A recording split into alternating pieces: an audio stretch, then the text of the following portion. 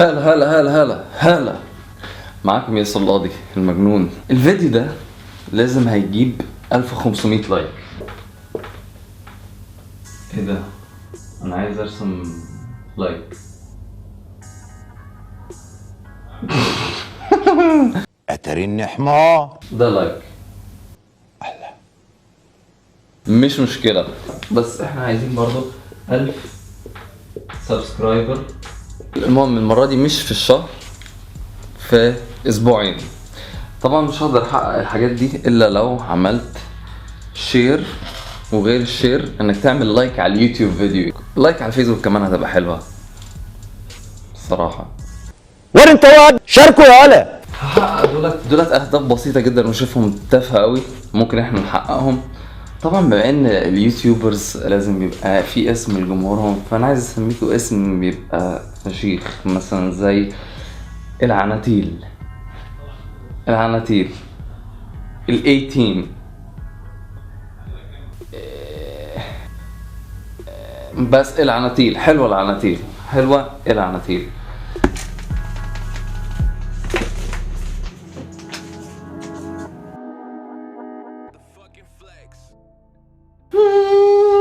الفيديو ده كان نفسي اعمله من زمان، لانه بيتكلم عن الاشخاص النمطيه الجيماويه اللي بتشوفها عندك في البروفايل في صفحه معروفه. خلونا ننزل بالكادر.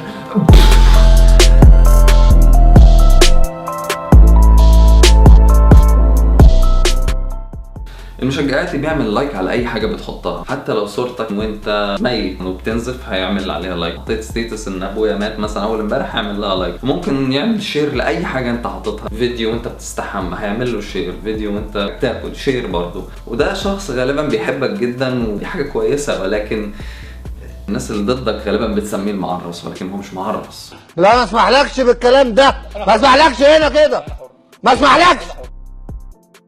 لازم ليه رأي على كل حاجة. غالبا بيحسسك انه واثق من نفسه، ولكن هو مش واثق من نفسه قوي. يعني مثلا تيجي تتكلم، انا رأيي ان انا بحب البطاطس المقلية، لان البطاطس المقلية بتبقى مش عارف لا لا لا لا، لو انت عملت مش عارف ايه وايه وايه، يا عم انت مالك؟ انت مال امك، انت مالك، انت مال شكلك وانت مال اهلك. التمرينة دي مثلا بتعمل يقول لك خلي بالك، لازم يفهم يجود عليك، لو لعبتها مش عارف ايه هتحس بايه في العضلة ايه. مش شغلتك انت خالص يا عم خلاص، يا عم خلاص، ترحم دين امي.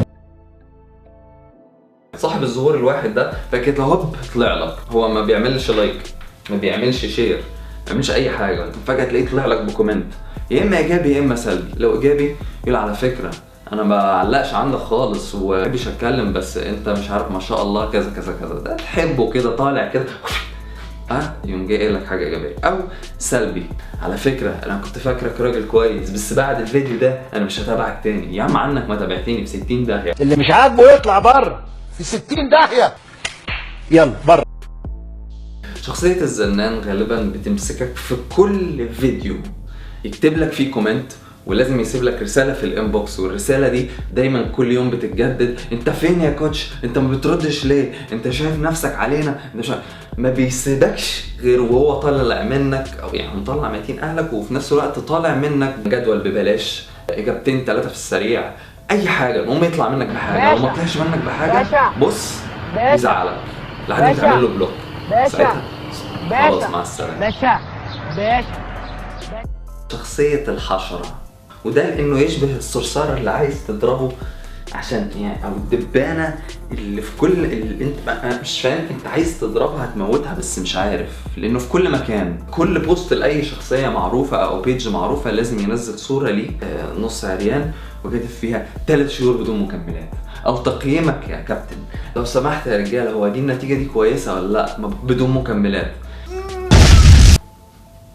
ليه انت مش محتاج تنشر جسمك زي الاعلان عشان حد يقيمك؟ مبقاش عامل زي الصرصار الواحد عايز يضربه كده يطلع كل اللي جواه.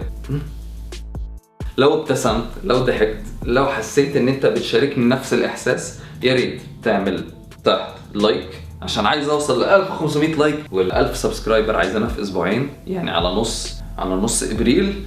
انتوا اساسا فرقتي، فاللي هو انا ما بشحتش منكم، ده طلب وقصادها اللي انتوا عايزين اكتبوه في الكومنتات. ما تنساش تتابعني على الانستجرام او فيسبوك هيترصوا لك دلوقتي. واخيرا ان كنت عن طول صغير او عن تيل كبير، خلي هدفك من اللعبة دي كبير.